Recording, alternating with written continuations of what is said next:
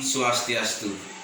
Bapak Ibu dosen penguji yang saya hormati, Bapak Ibu guru penguji yang saya hormati, nama saya Iwayan Suwata, peserta ujian kinerja PPG Pendidikan Agama Hindu 2020. Ini kartu peserta UKIN saya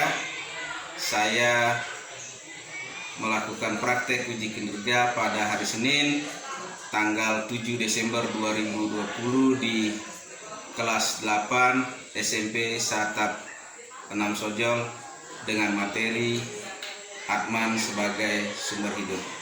Demikian perkenalan saya akhiri dengan Pramusanti. Om Santi Santi Santi Om.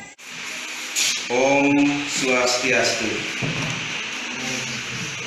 Anak-anak sekalian, bagaimana? Hadir semua, sudah semua masuk di kelas? Kalau sudah masuk di kelas, perbaiki buka videonya kalau ada yang belum bagus, ya. Jadi silakan barangkali Wisnu pimpin teman-temannya untuk berdoa. Teman-teman, sebelum kita belajar, mari kita berdoa menurut keyakinan dan kepercayaan kita masing-masing. Berdoa mulai.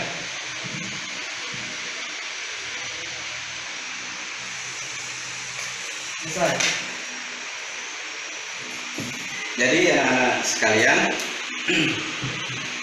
setelah kita berdoa tadi, ya, karena ini masih dalam suasana COVID-19, jadi kita belajar ini masih menggunakan daring dan luring. Jadi kita belajar luring tatap muka, ya, tidak di rumah, tapi bagi kelompok di sekolah, ya. Jadi setiap kelompok terdiri dari 5 orang. Nah, karena pembelajarannya kita luring, ya, di masa COVID, maka kita harus selalu menjaga jarak, ya, kemudian memakai masker dan selalu rajin mencuci tangan, jangan lupa. Nah, sebelum kita mulai pelajaran, Bapak mau absen dulu.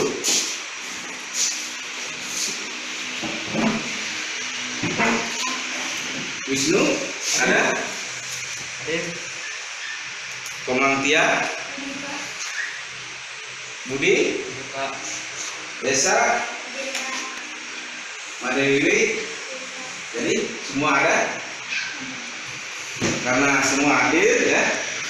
Jadi pembelajaran ini kita lanjutkan.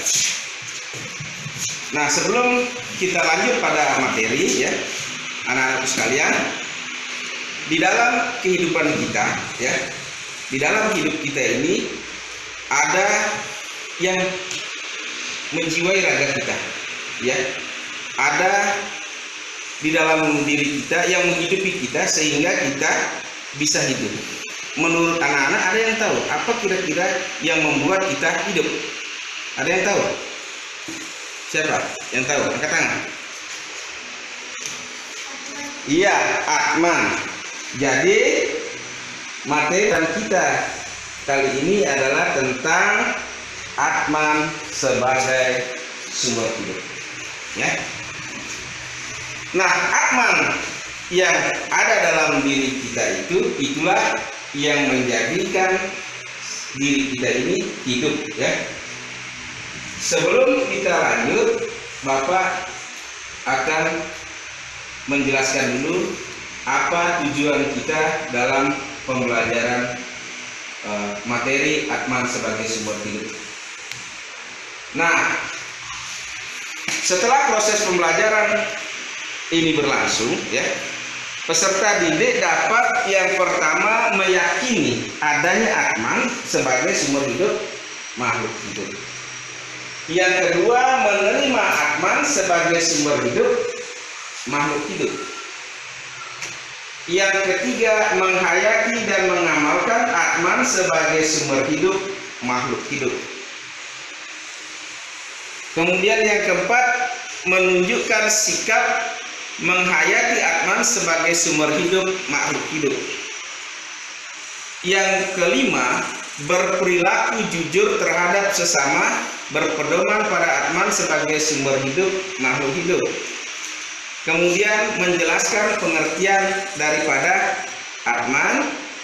Kemudian yang ketujuh menjelaskan Atman sebagai sumber hidup. Dan yang kedelapan menyebutkan sifat-sifat Atman. Nah, itulah tujuan daripada pembelajaran kita. Nah, Atman adalah sumber hidup dari makhluk hidup. Kenapa dikatakan Atman itu adalah sumber hidup daripada makhluk hidup? Karena Atman itulah yang menyebabkan semua makhluk hidup di dunia ini bisa hidup. Jadi itulah makanya Atman disebut sebagai sumber hidup. Nah, sebelum kita lanjut ya, saya persilakan anak-anak sekalian dulu membaca bukunya 5 menit untuk membaca daripada materi Atman. Silakan.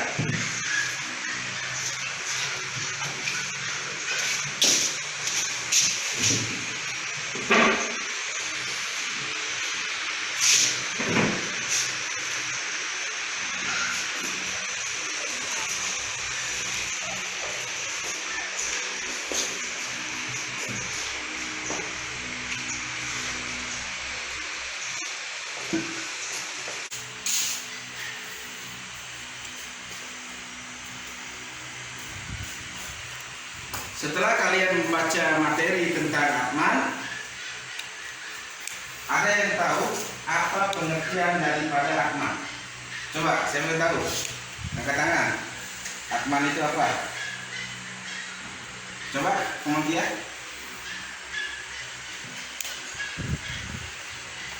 Atman adalah sumber hidup dalam diri manusia. Apa itu? Sumber hidup dalam diri manusia. Yang lain, ada yang lain? Apa itu Atman? Ya, silakan. Atman adalah sumber hidup dari makhluk hidup. Atman sumber hidup dari makhluk hidup. Nah, kita lihat Atman diartikan sebagai percikan-percikan kecil dari para Atman atau ide sanya Widi. Nah, Atman ini adalah sumber hidup daripada makhluk hidup. Nah, percikan kecil daripada ide sanya Widi. Itulah pengertian daripada Atman. Nah, selanjutnya Bapak akan membagi anak-anak dalam 2 kelompok. Nah, masing-masing kelompok menemukan sifat-sifat Atman pada sloka Bhagavad Gita. Silakan dibagi 2 kelompok. Budi di sana 3 orang dalam 1 kelompok, kemudian Wisnu dengan Komantia ya. Silakan. Jadi tugasnya adalah di kelompok masing-masing kelompok menemukan sifat-sifat Atman pada sloka Bhagavad Gita. Jadi silakan kerjakan.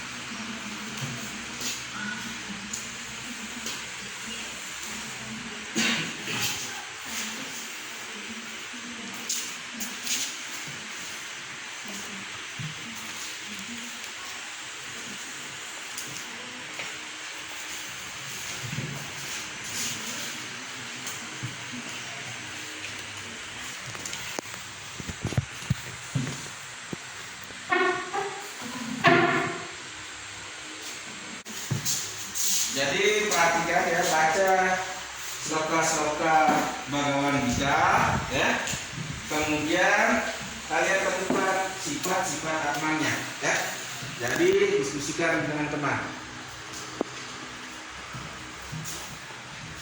Silakan berdiskusi. Kalian menemukan sifat-sifat akar dari sloka-sloka bagawan kita yang dibaca.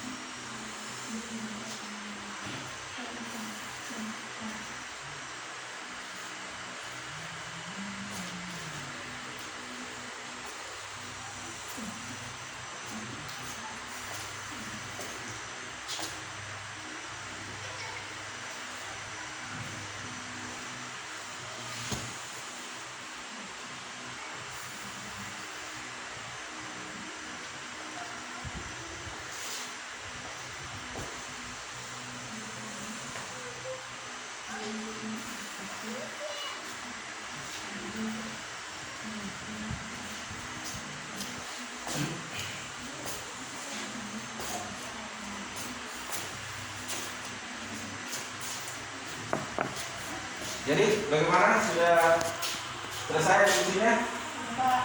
Ya, kalau sudah, jadi silakan kelompok A salah satu mempresentasikan hasil daripada diskusinya. Silakan berdiri. Berdasarkan uraian sloka-sloka dalam bagawan kita, dapat dirangkum berbagai sifat-sifat atman, antara lain: 1. Acedia, artinya tak terlukai senjata. 2. Adahya, artinya tak terbakar oleh api. 3. Akledia, tak terkeringkan oleh angin. 4. Acacia, artinya tak terbasahkan oleh air. 5. Nitya, artinya abadi. 6. Sarwagata, artinya ada di mana-mana. 7. Santanu, artinya tidak berpindah-pindah. 8. Acala, artinya tidak bergerak. 9. Awiyakta, artinya tidak dilahirkan. 10. Acitya, artinya tidak terputuskan. 11. Awikara, artinya tidak berubah. 12. Sanatana, artinya selalu sama dan kekal. Nah, tadi kelompok A sudah memaparkan hasil daripada diskusinya di dalam menemukan sifat-sifat atman pada sloka-sloka bagawan kita. Ada 12 sifat atman yang dijelaskan oleh kelompok A. Jadi kelompok B bagaimana? Ada tanggapan? Ada tanggapan kelompok B? Apa yang dipaparkan kelompok A? Bagaimana? Oh, tidak ada. Jadi kalau begitu silakan kelompok B memaparkan daripada hasil diskusinya. Berdasarkan uraian sloka-sloka dalam bagawan kita, dapat dirangkum sebagai sifat-sifat atman antara lain: 1. Acedia, artinya tidak terlukai oleh senjata. 2. Adahya, artinya tidak terbakar oleh api. 3. Akledia, tidak terkeringkan oleh angin. 4.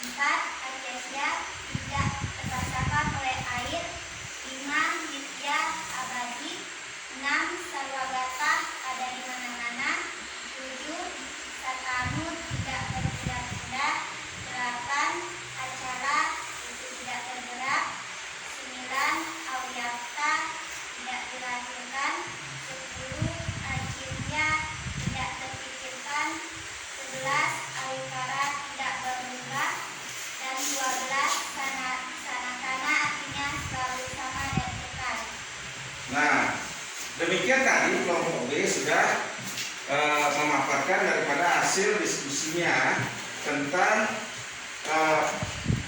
menemukan sifat-sifat Atman pada sloka Begawan Gita. Nah, sama dengan kelompok A, kelompok B juga menemukan 12 sifat-sifat Atman yang terdapat dalam sloka Begawan Gita. Jadi kelompok A bagaimana menanggapi kelompok B? Ada tanggapan kelompok A? Oh, tidak ada. Jadi lanjut ya. Karena tadi sudah bekerja kelompok ya. Kita lihat. Ya. Sifat-sifat Atman ada 12 ya yang terdapat dalam sloka Begawan Gita.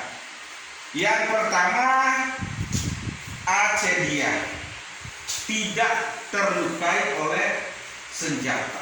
Atman itu ya yang ada di dalam diri kita, dia tidak terlukai oleh senjata.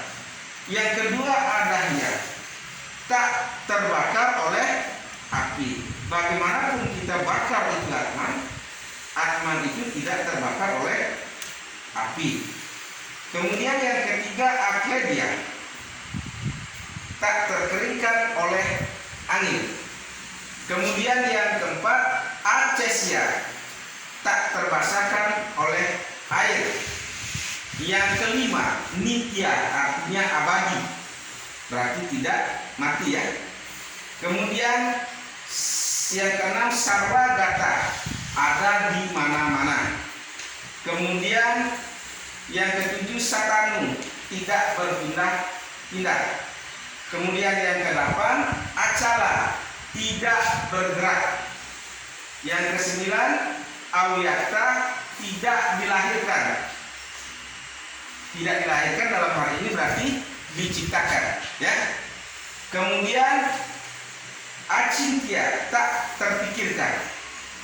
Jadi Atman itu tidak bisa kita pikirkan bagaimana wujudnya, bagaimana bentuknya.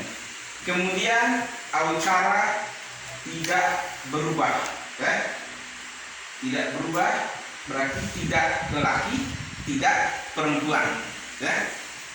Kemudian sanatana, kekal ya.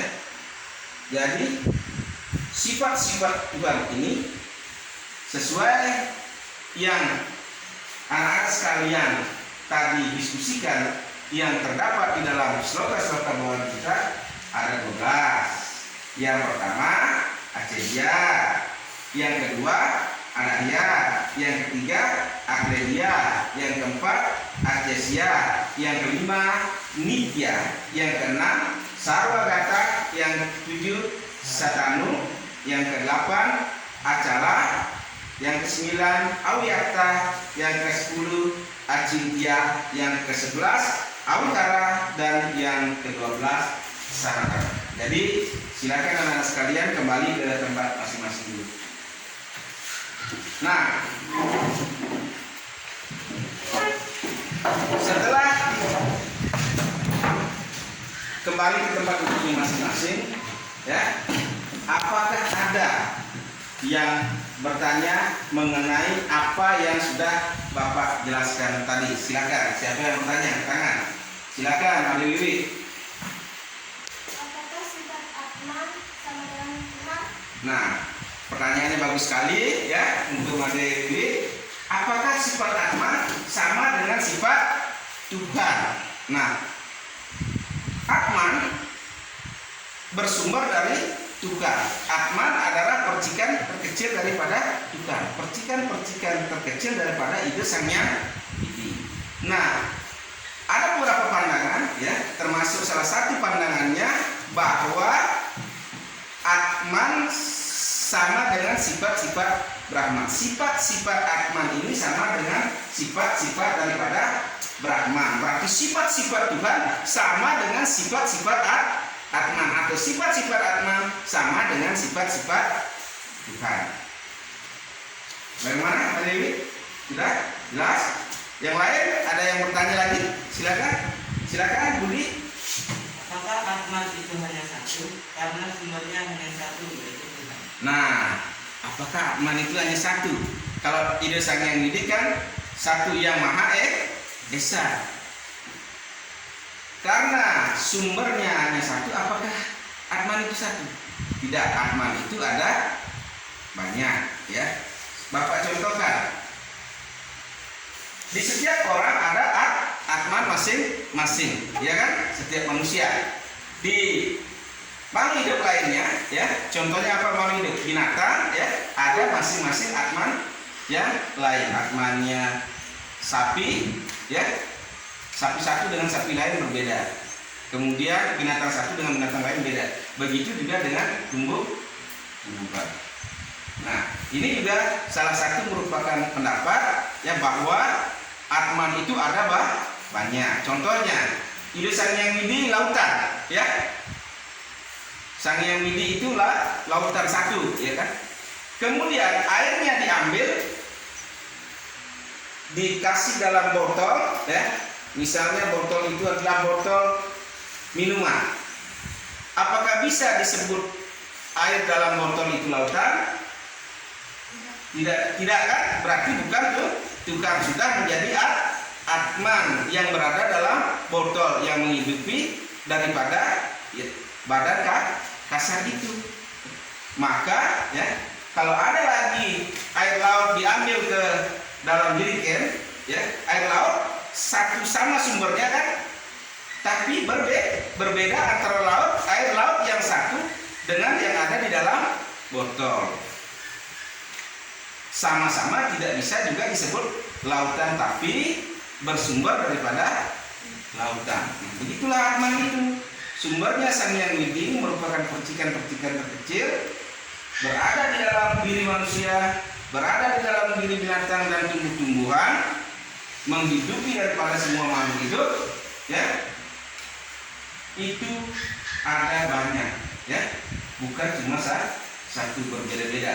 Nah, di masing-masing Atman itu akan mempertanggungjawabkan masing-masing daripada orang yang menjadi badan kasar daripada Atman itu. Nah, Budi, bagaimana? Sudah? Ada lagi yang mau bertanya? Nah, silakan Koma. Kalau sudah Atman tak terbakar oleh api, terus kalau masuk neraka kan ada api neraka yang bakar Atman. Yang masuk neraka tidak kenapa dong Pak? Oh iya. Jadi Atman ini kan mempunyai sifat tidak terbakar oleh api, ya kan? Kan kalau ada neraka itu, di neraka itu kan ada yang namanya api neraka yang apabila Atman berbuat dosa akan mendapatkan neraka, maka di sana akan dibakar di kawah Candra Muko itu, ya, di kawah jambangan yang besar itu. Terus karena tidak terbakar oleh api, tentu tidak apa-apa, baik. Bukan berarti pada saat di neraka itu Atman itu terbakar, tidak seperti itu. Tapi Atman dapat merasakan bagaimana panasnya api siksaan daripada api neraka itu, walaupun tidak Atman itu terbakar, tapi dapat merasakan daripada siksaan api neraka akibat perbuatan-perbuatan yang dilakukan di dunia yang nantinya hukumannya didapatkan di alam surga atau neraka. Jadi yang masuk surga itu nanti berada di dalamnya para dewa, dan yang masuk neraka itu alam yang penuh dengan siksaan. Nah, ada 3 yang bertanya tadi, cukup bagus, ya. Pertanyaan-pertanyaannya bagus sekali. Bapak juga sangat bangga dengan anak sekalian karena sudah belajar dengan aktif, ya, di kelas, sehingga pembelajaran kita ini berjalan dengan interaksi antara guru dengan siswa dengan baik, ya. Jadi ada lagi yang bertanya? Kalau tidak ada, ya anak-anak sekalian, nanti di rumah, ya anak-anak sekalian membuat portofolio, ya portofolio tentang gambar, ya membuat gambar tentang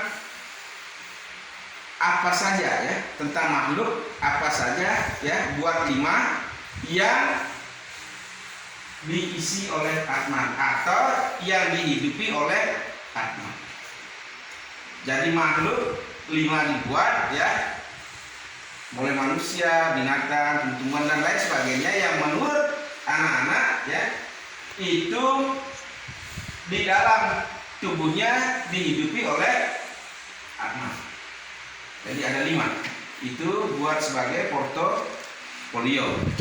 Selanjutnya, ya anak-anak mengerjakan soal-soal yang Bapak akan bagikan.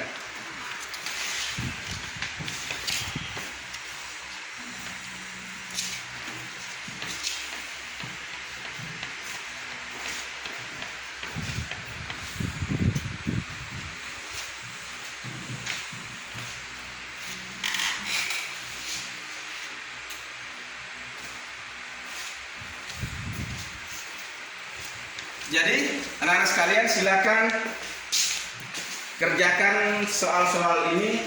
Bapak beri waktu, ada 5 soal di sana. Bapak beri waktu 5 menit, ya satu soal 1 menit untuk dikerjakan. Silakan dikerjakan.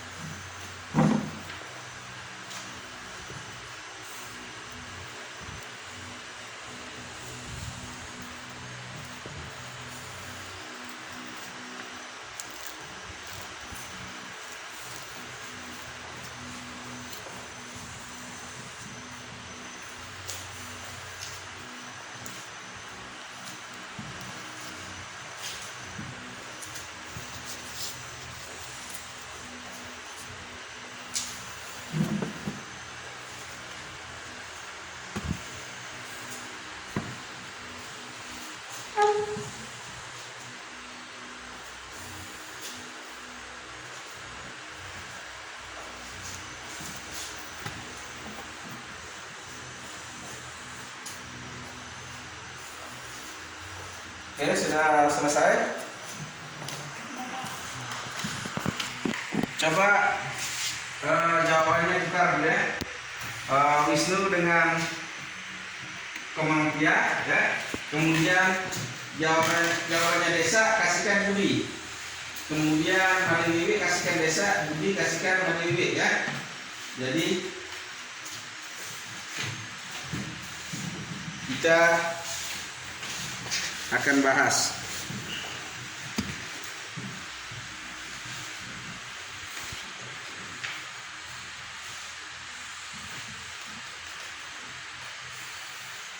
apakah pengertian Atman.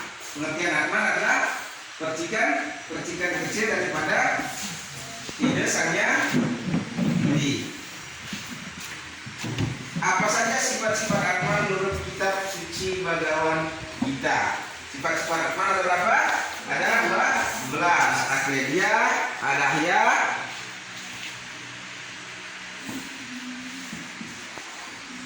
Acesya, kemudian Nitya, Sarwagata, Saranu, Acala, Awiyakta, Acintya, Awikara, dan Sanatana. Kemudian yang ketiga, apakah yang dimaksud dengan Brahman, Atman, Ekyan? Brahman dan Atman itu satu atau tunggal. Jelaskan arti dari Wiyapi, Wiyapakan, Nirwakara. Apa? Tuhan ada di mana? Sebutkan beberapa pandangan terkait Atman, ya. Pandangan terkait Atman yaitu ada 3, yaitu Adwaita, Vedanta, ya, memahami Atman sebagai Brahman seutuhnya sehingga Atman mempunyai sifat yang sama dengan Brahman. Kemudian yang kedua, Waita, ya, Vedanta, memahami Atman sebagai bagian dari Brahman. Kemudian Dvaita Vedanta memahami bahwa Atman berjumlah sangat banyak. Atman yang satu berbeda dengan Atman yang lain. Jadi sudah diberikan nilai. Silakan diberikan nilai.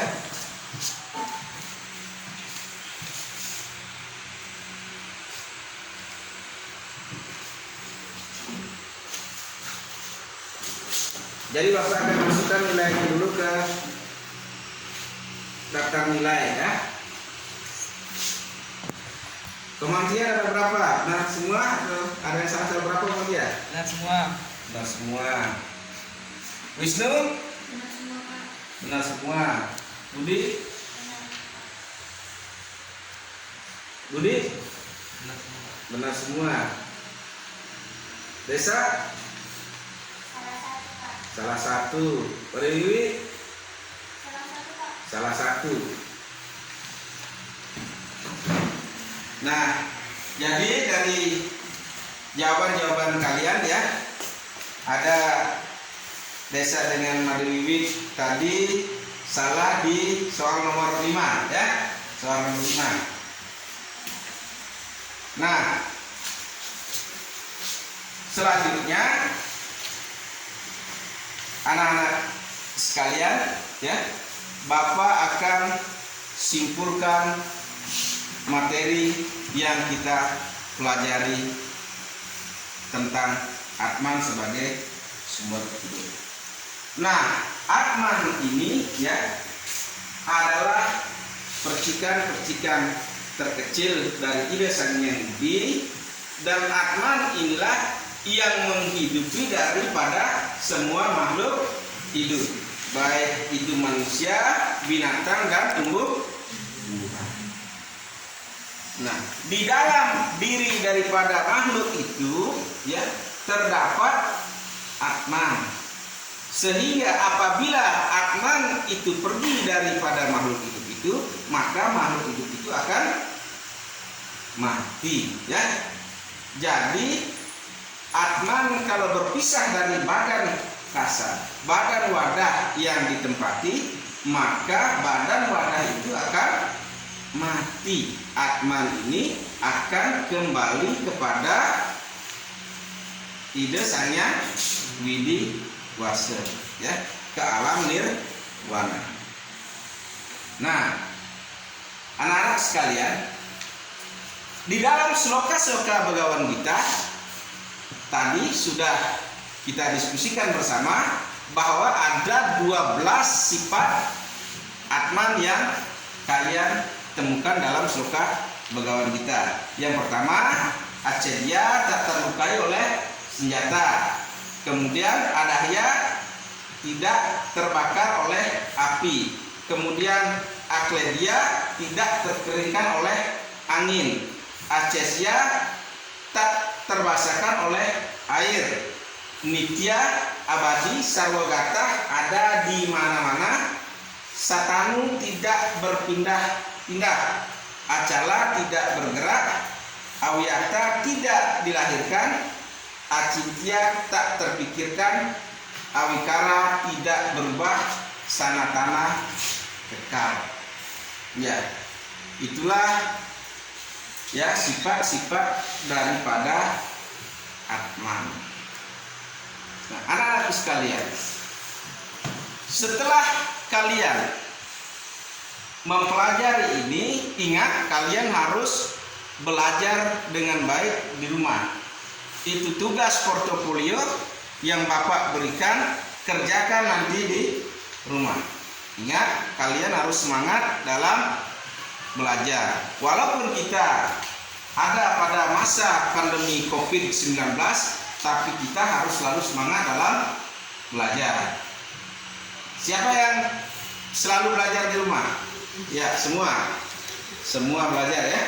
Jadi walaupun kita tidak bisa tatap muka seutuhnya secara langsung seperti sebelum COVID-19, namun ya kita harus tetap semangat dalam belajar di rumah.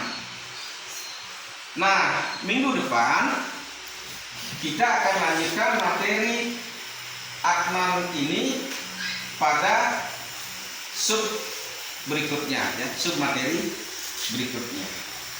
Nah, untuk itu anak-anak harus mempelajari daripada materi Atman berikutnya itu, ya, di rumah. Kemudian ingat, setelah mempelajari Atman ini, anak-anak harus meyakini bahwa di dalam diri kita ada Atman yang memberikan kita hidup. Atman sebagai sumber hidup kita di dalam diri kita. Nah, anak-anak sekalian, demikian pertemuan kita pada kesempatan ini. Akhir kata ya, Bapak mohon maaf apabila ada yang tidak berkenan di hati anak-anak sekalian. Mudah-mudahan kita semua selamat, sehat selalu, dan mari kita selalu berdoa kepada Ida Sang Yang Widi Wasa. Bapak tutup dengan pramuka. Om Santi Santi Santi. Om.